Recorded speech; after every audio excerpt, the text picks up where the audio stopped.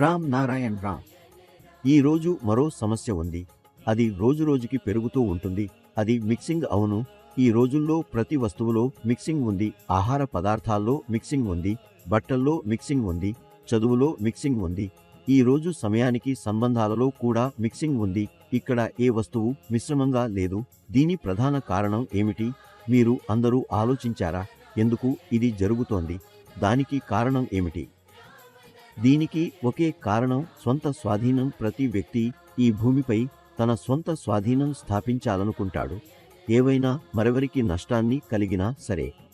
ఈ స్వంత స్వాధీనం తొలగించేందుకు మా మహాగురు చర్య తీసుకున్నారు. ఈ స్వంత స్వాధీనం కొంతమేరనైనా తొలగించే వరకు భూమిపై సమానత ఏదీ ఉండదు. ఇక్కడ ప్రతి ఒక్కరితో ఎక్కడో వేరేగా పరస్పర వివక్ష కలిగిస్తుంది. కొందరికి వారి పుట్టిన హక్కులు ఇవ్వబడవు. అందరూ సమానంగా పుట్టారు అంటే వారికి వారి పుట్టిన హక్కులు ఎవరూ కబళించలేరు. ఈ పుట్టిన హక్కు అందరికీ దక్కాలి. భూమిపై ఉన్న ప్రతి ఒక్కరికి సమానంగా చూడాలి. పరస్పర వివక్ష లేదు. జాతి వర్గాలు లేదా పైకితాటికి పరిమితులు ఎక్కడా ఉండకూడదు. కానీ ఈ స్వంత స్వాధీనం తొలగించబడకముందు అది సాధ్యమవదు. అందుకే ప్రపంచంలోని ప్రతి ఒక్కరూ ఒకే మాటలో మాట్లాడి కలిసి చర్యలు చేపట్టాలి. ఈ రోజుల్లో ఏం చూసినా ఒక్కొక్కరు రెండో వారిని మించిపోతున్నారు. ప్రతి ఒక్కరూ ఇంకొకరిని తేలిపోనిదిగా దాటి ముందుకు వెళ్లాలనుకుంటున్నారు. వారు తమ మంచితనమే కోరుకుంటారు, తమ స్వార్థం మాత్రమే కోరుకుంటారు. ఎందుకు మనుషులు ఒకరినొకరు దిగజారుస్తున్నారు? మన దేశం ఎలా అభివృద్ధి చెందుతుంది, ఎలా ఎదుగుతుంది అని ఎవరూ ఆలోచించడం లేదు. ప్రతి వ్యక్తిలో నైతిక భావం మరియు అవగాహన ఉంది. మనసులో ఉండే ఆ నైతిక భావాన్ని మీరు వినగానే మీరు సరైన జ్ఞానాన్ని పొందుతారు. సరైన జ్ఞానం పొందినప్పుడు విజయాన్ని సాధించే మార్గం మీకు స్పష్టంగా కనిపిస్తుంది. ఆ మార్గంలో మీరు నడుస్తే మీరు కలిగిన ప్రతి కోరికను పొందుతారు.